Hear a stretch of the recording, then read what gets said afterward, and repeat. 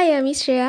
কাল মানে 1st মেতে আমি কি করেছি গোটা দিন তারই কটা ছোট ছোট ক্লিপ জুড়ে একটা ছোট্ট গল্প মতো করে সাজিয়ে একটা সুন্দর ভ্লগ শেয়ার করছি। আর 5টা সাধারণ দিনের মতনই কালকের দিনটা সেভাবেই কেটেছিল, খুবই সিম্পল, খুবই নর্মালভাবেই কেটেছিল। কিন্তু আমি তো মনে করি প্রত্যেকটা দিনই আমাদের নতুন নতুন করে বাঁচতে হবে, প্রত্যেকটা দিনই আমাকে নতুন করে বাঁচতে শেখাই, কারণ জীবন একটাই। আর কি জানো তো, প্রত্যেকটা দিন প্রতিটা মানুষের থেকেই আমি নতুন নতুন কিছু জিনিস শিখি, নিজের অভিজ্ঞতা সঞ্চয় করি আর একটু একটু করে বড় হই।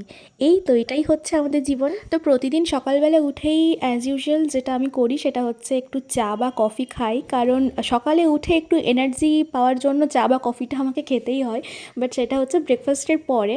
কিন্তু কাল আমি ব্রেকফাস্টের আগেই চা খেয়েছিলাম, কারণ আমার ভীষণ ঘুম পাচ্ছিল। তারপরে আমরা একটু গল্প করছিলাম, আর এই হচ্ছে যে আমার গল্প করার পার্টনার, মানে গসিপ পার্টনার আর কি। আর ওর কাছে গসিপ করার মানে হচ্ছে যে আমার এটা লাগবে, আমাকে এটা কিনে দে, আমার ওটা চাই, তোর এই জামাটা নেবো, তোর এই মেকআপটা নেবো, এইসবই হচ্ছে যে আমাদের গল্প। আর আমি কন্টিনিউ না না না না করে যাই। তো এই হচ্ছে যে আমাদের গল্প। আফটার দ্যাট আমি লাঞ্চ করে নিয়েছিলাম। আর লাঞ্চে ছিল মিক্সড জিরা রাইস, মানে একটু চিকেন ছিল, একটু চিংড়ি মাছ ছিল, আর একটু ডিম ছিল। সব কিছু মিক্স করে একটা রেসিপি আমি ট্রাই করেছিলাম, যেটা আমার ভীষণ ফেভারিট, আমার ভীষণ ভালো লাগে। আর এটা খুব হেলদি আর হাই প্রোটিন একটা ডায়েট, যেটা লাঞ্চে তুমি খেতে পারো। এরপর অডিও স্টোরি শুনতে শুনতে আমি একটু কাজ করে নিচ্ছিলাম, কিছু এডিটিং ছিল, তারপর কিছু ক্যালিগ্রাফি ছিল, আর অল্প একটু লেখালেখিও বাকি ছিল। সবগুলো কমপ্লিট করার পর বিকেল হয়ে গেছিলো। আর বিকেলবেলা আমি রেডি হয়ে নিয়েছিলাম জিম যাব বলে। আর বাড়ি থেকে বাইরে বেরোনোর সময় আমাদের বাড়ির প্রত্যেককেই এনাদের সাথে একটু কথা বলতে হয়, একটু গল্প করতে হয়, একটু খেলতে হয়।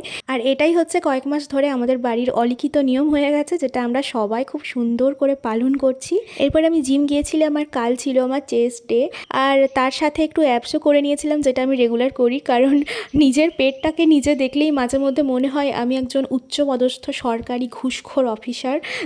তো যার জন্য অ্যাপসটা রোজ করা আমার পক্ষে খুবই প্রয়োজনীয় একটা জিনিস। তারপর আমি গিয়েছিলাম চা খেতে, আর এটা আমার রেগুলার রুটিন, মানে আমি প্রতিদিন জিম যাই, জিম না যাই, ঝড় হোক বৃষ্টি হোক, না ঝড় বৃষ্টির দিনে আমি যাই না, যাই হোক, মানে মোটামুটি এটা প্রতিদিন আমি করি।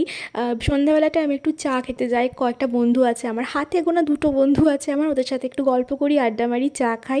আর এই হচ্ছে আমার সাদামাটা জীবন। আমার জীবনে যেটুকু যা রঙিন আছে সবটাই আমার ক্যানভাসে আর আমার লেখালেখিতে আছে। আমার এই সাদা ক্যানভাসের মতো ফ্যাকাশে জীবনটাকে রঙিন করে তুলেছে আমার লেখালেখি, আমার ছবি আঁকা, আর একটা ছোট্ট হ্যান্ডক্রাফটের যে স্টার্ট আপটা আছে আমার, যেটা প্রায় চলেই না বলতে গেলে, সেটা। বাড়ি ফেরার পর দেখলাম ছাপলা আর তার ছানাদের ডিনার হয়ে গেছে, তো ওরা এখন মাদরামি করছে, একটু একটু খেলবে এখন, তারপর ওরা ঘুমোবে।